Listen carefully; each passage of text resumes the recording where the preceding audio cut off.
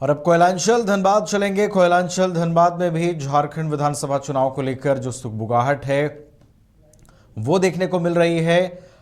जमशेदपुर पूर्वी के जो विधायक हैं सरयू राय, उन्होंने मीडिया से बातचीत करते हुए जो जयराम महतो हैं, JBKSS के संस्थापक जयराम महतो, उनको लेकर उन्होंने प्रतिक्रिया दी है कि जयराम महतो एक युवा नेता हैं और युवा नेता के तौर पर उनकी पहचान बनी है। एक विशेष वर्ग का समर्थन उन्हें प्राप्त है। वहीं चुनावी समीकरणों को किस तरीके से जयराम महतो प्रभावित कर सकते हैं, चुनावी समीकरणों को कितना प्रभाव छोड़ पाएंगे चुनावी समीकरणों में जयराम महतो, इस पर सरयू राय ने बयान दिया है। उन्होंने कहा कि जयराम किसी को नुकसान पहुंचा सकते हैं तो किसी को फायदा भी पहुंचा सकते हैं। क्या कुछ मायने हैं इस बयान के? सरयू राय ने जो जयराम महतो को लेकर टिप्पणी की है, ये हम समझेंगे। हमारे साथ धनबाद से हमारे सहयोगी राजकुमार जुड़े हुए हैं। राजकुमार का रुख करेंगे और इस पर अधिक चर्चा करेंगे। और कोयलांचल विधानसभा में सुगबुगाहट जो दिख रही है विधानसभा चुनावों को लेकर, वो सुगबुगाहट में कितनी तेजी आई है ये भी समझेंगे। राजकुमार, पहले ये बताइए कि जो टिप्पणी की है सरयू राय ने जयराम महतो को लेकर कि वो एक छात्र नेता है, उन्हें विशेष वर्ग का समर्थन प्राप्त है और वो किसी के लिए फायदा तो किसी के लिए नुकसान बन सकते हैं। बिल्कुल, जिस तरह से सरयू राय लोकसभा चुनाव के दौरान झारखंड के इस धनबाद लोकसभा क्षेत्र में विशेष एंट्री हो सक्रिय हो गए हैं। कल उनका जो धनबाद दौरा था, कहीं ना कहीं निशाने पर ढुल्लू महतो थे। प्रेस कॉन्फ्रेंस भी उन्होंने ढुल्लू महतो को लेकर किया और इससे पहले जब वो SNMMCH मिलने गए थे, वहां पर जो कुछ लोग मारपीट की घटना का शिकार हुए थे, जो सांसद समर्थक और सांसद विरोधियों में जो मारपीट हुई थी, तो पहले तो वो SNMMCH गया, वहां पर जाकर उन्होंने खूब खरी खोटी ढुल्लू महतो को सुनाई थी। लेकिन जब कल सर्किट हाउस में पत्रकारों ने उनसे पूछा कि जयराम जो है, खास करके न्यूज 22 की तरफ से यह सवाल पूछा गया था कि आने वाले विधानसभा चुनाव में जयराम महतो कितना बड़ा फैक्टर साबित हो सकते हैं, उनकी स्थिति आपकी नजर में क्या होगी, तो उन्होंने बताया कि एक युवा नेता है, उभरते हुए युवा नेता है। और उन्होंने एक बात स्पष्ट कहा कि जयराम महतो को एक वर्ग विशेष का समर्थन प्राप्त है, यानी कि कुर्मी वोटर जो है वो जयराम महतो के साथ हो चुके हैं। और इसका जो नजारा है वो विधानसभा चुनाव से पहले, ठीक जो अभी लोकसभा चुनाव हुए हैं, उसमें तकरीबन 3 लाख वोट लाकर जयराम ने साबित कर दिया। तो एक बात तो अब स्पष्ट है कि जो लोग पहले जयराम के बारे में बात करना नहीं चाहते थे, उन्हें बिल्कुल नया लड़का बताते थे, राजनीति की समझ नहीं है, ऐसा बात करते थे।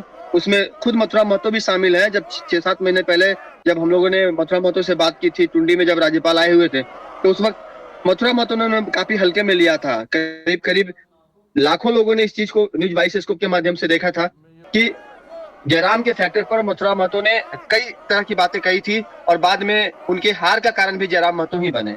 3 लाख वोट ले आना कोई मामूली बात नहीं होता है। दूसरी बात यह कि जयराम महतो के बारे में यह कहा गया कि वो संविधान के तहत जो चीजें कही गई हैं उसको लेकर चले।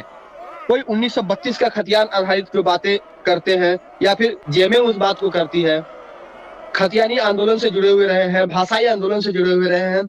और कई दफा ऐसा होता है, जयराम के जो भाषण होते हैं उसमें देखने को मिलता है कि एक वर्ग विशेष तो बहुत खुश हो जाता है, लेकिन एक समाज जो है काफी नाराज होता है। जब आपको झारखंड की राजनीति करनी है तो आप झारखंड में किसी भी वर्ग को माइनस करके नहीं चल सकते हैं, चाहे वो बनिया वर्ग हो, चाहे वो शहरी क्षेत्र में रहने वाले मतदाता हो या फिर जो ओबीसी वर्ग के मतदाता है। आप सिर्फ कुर्मी वोटरों के सहारे झारखंड की राजनीति में आगे नहीं बढ़ सकते हैं। कोई व्यक्ति सिर्फ अल्पसंख्यक वोटरों के सहारे आगे नहीं बढ़ सकता है और ना ही कोई ST SC और आदिवासी वोटरों के सहारे आगे बढ़ सकता है। इस चीज को सारे पार्टियों को समझना पड़ेगा और सभी को अपने पार्टियों में समान रूप से कहीं ना कहीं तवज्जो देनी होगी। सामान्य ना भी दे तो कुछ हद तक तवज्जो तो देनी ही पड़ेगी, तब जाकर ही वह व्यक्ति आगे बढ़ सकता है। ऐसा जो सरयू राय जी ने कहा है। सरयू राय जी ने कई बातों को कहने का काम किया, खासकर उन्होंने अपनी पार्टी की भी स्थिति स्पष्ट की कि आने वाले विधानसभा चुनाव में वो 30 से 35 सीटों पर चुनाव लड़ने की स्थिति में होंगे। लेकिन एक और बात उन्होंने कही कि हो सकता है कि जदयू के साथ मिलकर वो चुनाव लड़े। हालांकि इस बात को अब बल मिलने लगा है कि जदयू की जो कमान है, संभव है कि आने वाले वक्त में सरयू राय झारखंड से संभाल लें। क्योंकि झारखंड में जदयू की भाजपा के साथ कोई गठबंधन नहीं है और ऐसे में जदयू अलग थलग पड़ जाती है जब लोकसभा चुनाव के बाद विधानसभा चुनाव होते हैं। और लोकसभा चुनाव में जिस तरह से गठबंधन है उसका वो भी सिर्फ बिहार तक सीमित है। कई अन्य राज्यों में जदयू अकेले चुनाव लड़ती है, तो झारखंड भी उसी का एक उदाहरण हो सकता है।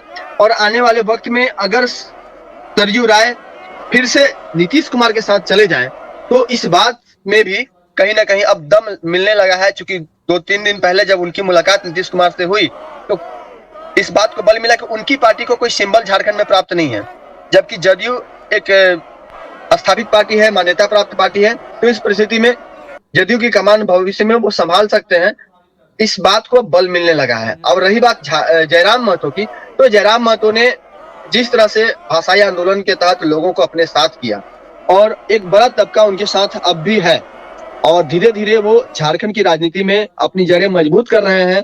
उनका जो जनाधार है वो बढ़ रहा है और उन्होंने अपनी पार्टी का गठन भी कर दिया है। संभव है कि आने वाले वक्त में उनकी जो पार्टी है वो मान्यता प्राप्त दल के रूप में झारखंड में जो क्षेत्रीय दल के रूप में परिभाषित हो जाए, क्षेत्रीय दल के रूप में उन्हें रजिस्ट्रेशन मिल जाए।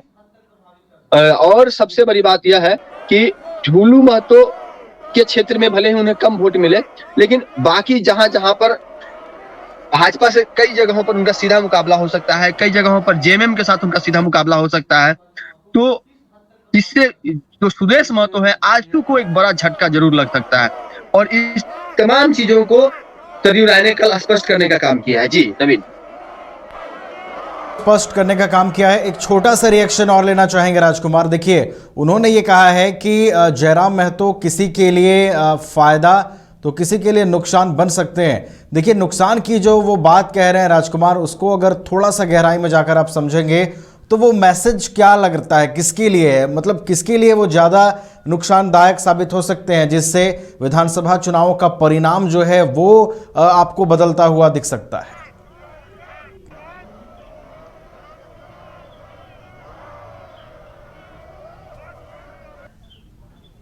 नुकसान होगा क्योंकि जिस वर्ग से जयराम आते हैं उसी वर्ग से सुदेश महतो आते हैं और भी कई कुर्मी नेता हैं जो कि इस क्षेत्र से अपना प्रतिनिधित्व करते रहे हैं और आज भी उनके क्षेत्र में विकास के वो कार्य नहीं हुए हैं या फिर जिस सोच के साथ लोगों ने उन्हें वोट दिया था वो उस सोच पर लोगों के सोच पर कायम नहीं रह सके।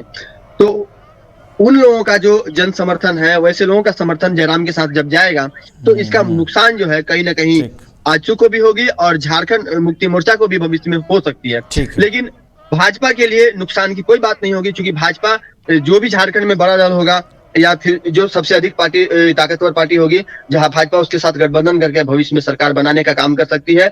संभव है कि नेतृत्व भी अपने हाथ में न ले, लेकिन कमान और सत्ता की जो चाबी है वो भाजपा के हाथ में ही रहेगी। ठीक है, तो चुनावी समीकरण जो हैं वो अब लगातार बनते जा रहे हैं। जैसे जैसे विधानसभा चुनाव को लेकर सुगबुगाहट तेज हो रही है, चुनावी समीकरण भी सामने आ रहे हैं और चुनावी समीकरणों को फिट बैठाने की कोशिश तमाम राजनीतिक दलों की ओर से भी की जा रही है। धनबाद कोयलांचल का आपने हाल बताया राजकुमार कि वहां किस तरीके से सुगबुगाहट है और सरयू राय ने जिस तरीके से जयराम महतो को लेकर बयान दिया है, उसके बाद समीकरण किस तरीके से प्रभावित हो सकते हैं, होंगे और परिणाम में तब्दीलियां होंगी। इन तमाम चीज़ों का आपने जिक्र किया। बहुत बहुत धन्यवाद आपका हमारे साथ जुड़ने के लिए और पूरी जानकारी के लिए। तो झारखंड में विधानसभा चुनाव को लेकर लगातार सुगबुगाहट है और इस सुगबुगाहट के बीच नेताओं के रिएक्शंस, नेताओं का मिलना जुलना, ये तमाम चीज़ें उस ओर इशारा कर रही हैं कि विधानसभा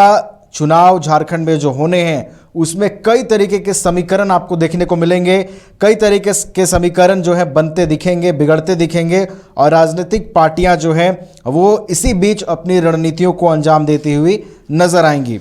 और अब हम चलते हैं झारखंड के जमशेद उभरते हुए युवा नेता हैं, समाज के एक वर्ग का उनको समर्थन है, वो आएंगे तो किसी न किसी को नफ़ा होगा, किसी न किसी को नुकसान होगा।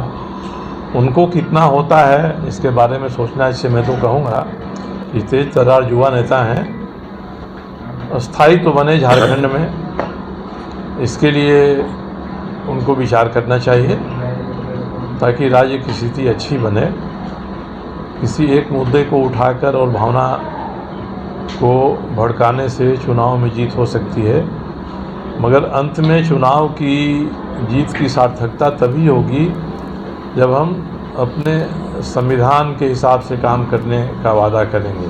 शपथ उसकी ही